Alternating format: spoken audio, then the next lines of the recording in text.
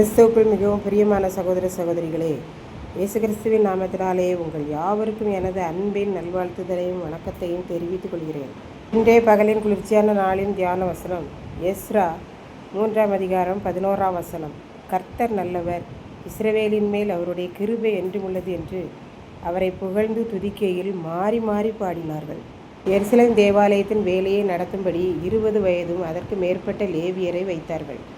அப்படியே கர்த்தருடைய வேலையை செய்வதற்கும் வேலையை நடத்துவதற்கும் யெசுவாவும் அவன் பிள்ளைகளும் சகோதரரும் கத்மியேலும் அவன் குமாரத்திகளும் சகோதரர்களும் யனாதாத்தின் குமாரரும் அவர்கள் சகோதரரும் ஆகிய லேவியரும் ஒருமனப்பட்டு நின்றார்கள். ஆலயத்துக்கு அஸ்திவாரம் போடுவதற்கு முன்பே என்னென்ன செய்ய வேண்டும், ஒவ்வொரு வேலைக்கு யார் யாரை நியமிக்க வேண்டும் என்றெல்லாம் பார்த்து வேலைகளை செய்தார்கள். அப்படி நியமிக்கப்பட்டவர்கள் எல்லாரும் கர்த்தருடைய ஆலயத்தை கட்டுகிறோம், ஆகவே நாம் எல்லாரும் சேர்ந்தால்தான் இந்த காரியம் சரியாக நடக்கும் என்று சொல்லி ஒருமனப்பட்டு நின்றார்கள் என்று நாம் பார்க்கின்றோம். நாமும் ஒவ்வொரு சபையிலும் இந்த ஒருமனம் நமக்கு அவசியம் என்பதை நாம் கற்றுக்கொள்கிறோம். அடுத்ததாக சிற்பாசாரிகள் கர்த்தருடைய ஆலயத்துக்கு அஸ்திவாரம் போடுகிற போது இஸ்ரவேலின் ராஜாவாகிய தாவீது கட்டளையிட்டபடியே கர்த்தரை துதிக்கும்படி பூரிகைகளை ஊதுகிற ஆசாரியரையும் தாளங்களை கொட்டுகிற ஆசாபின் குமாரனாகிய லேவியரையும் நிறுத்தினார்கள். துதிப்பதை ஆரம்பமாக கொண்டிருக்கிறார்கள். நாமும் எல்லா காரியத்திலேயும் ஆண்டவரை துதிக்க வேண்டும் என்று கற்றுக்கொள்கிறோம்.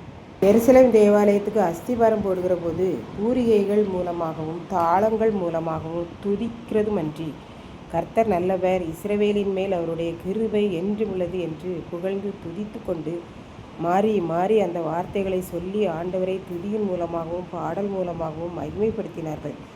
இன்றைக்கு நாமும் நமக்கு ஆண்டவர் செய்த எல்லா நன்மைகளுக்காகவும் துதிகளையும் ஸ்தோத்திரங்களையும் பாடல்களையும் ஏறெடுக்க வேண்டும் என்று கற்றுக்கொள்கிறோம். இப்படித்தான் ஒரு கன்வென்ஷன் கூட்டத்தில் ஒரு அம்மா சாட்சி சொன்னார்கள். அவர்கள் அனுதினமும் தானே சமைத்து குடும்பமாக சாப்பிடுபவர்கள், யாரையும் உதவிக்கு வைக்க மாட்டார்கள், உற்சாகமாக தன்னுடைய கடமைகளை செய்பவர்கள். அவர்கள் சொன்னார்கள், நான் சிறுவயதில் இருக்கும்போதே என் அம்மா சமையலறையில் நின்று வேலை செய்யும்போது பாடல் பாடிக்கொண்டே கர்த்தரை மகிமைப்படுத்தி கொண்டே சமையல் செய்வார்கள். அதை நாங்கள் சாப்பிடும் பொழுது எங்களுக்கு மிகவும் சந்தோஷமாக இருந்தது. பிற்பாடு எனக்கு திருமணம் முடிந்து முதலாவது நான் சமையலறையில் நின்று சமைத்து என் கணவருக்கு கொடுத்தேன். அவர் சாப்பிட்டு விட்டு ருசியே இல்லை என்று சொன்னார். அதை கேட்ட எனக்கு கவலையாக இருந்தது. அதனால் நான் யோசனை பண்ணி ஒரு முடிவுக்கு வந்தேன். என் கணவர் சாப்பிட்டு விட்டு ருசியாக இருக்கிறது என்று ஒவ்வொரு நாளும் சொல்ல வேண்டும் என்று நான் முழங்கால் போட்டு ஜெபித்தேன். அன்றிலிருந்து சமையலறையில் நான் சமையல் பண்ணும்போது எப்பொழுதானாலும் சரி நான் பாடிக்கொண்டே சமையல் செய்வேன். அன்றிலிருந்து இன்று வரை என் வீட்டில் யாரும் சாப்பாடு ருசியில்லை என்று சொன்னதாக சரித்திரமே இல்லை என்கிற அளவுக்கு ருசியுள்ள சாப்பாடாக செய்வதற்கு என் தேவன் எனக்கு கிருபை செய்தார். இதை கேட்ட நீங்களும் சமையல் பண்ணும்போது கர்த்தரை மகிமைப்படுத்தி கொண்டே பாடிக்கொண்டே சமையல் செய்யுங்கள். சாப்பாடு ருசியானதாகவும் இருக்கும், அதை சாப்பிடுவர்கள் சுகமாகவும் இருப்பார்கள் என்று கூறி சாட்சியை முடித்தார்கள். இதை கேட்டுக்கொண்டிருக்கும் எனக்கன்பானவர்களே, இன்றைக்கு நாம் இந்த பாடல் பாடும் விஷயத்தில் எப்படி இருக்கிறோம் என்பதை சிந்தித்து பார்ப்போம். அன்றைக்கு எஸ்ராவின் காலத்தில் எருசலேம் தேவாலயம் கட்டுவதற்கு அஸ்திவாரம் போடுகிற பொழுது லேவியர்கள் எல்லாரும் தங்கள் கைகளில் இசைக்கருவிகளோடு பாடினார்கள் என்பதாக நாம் வாசிக்கிறோம்.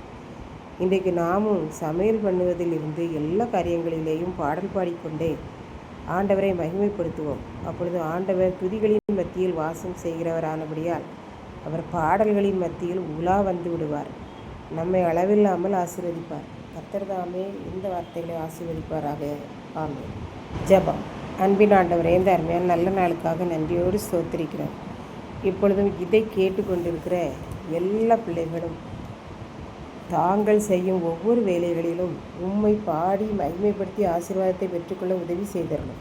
மீட்பர் இயேசு கிறிஸ்துவின் நாமத்திலே தாழ்மையோடு வேண்டிக் கொள்கிறோம் பிதாவே. ஆமென்.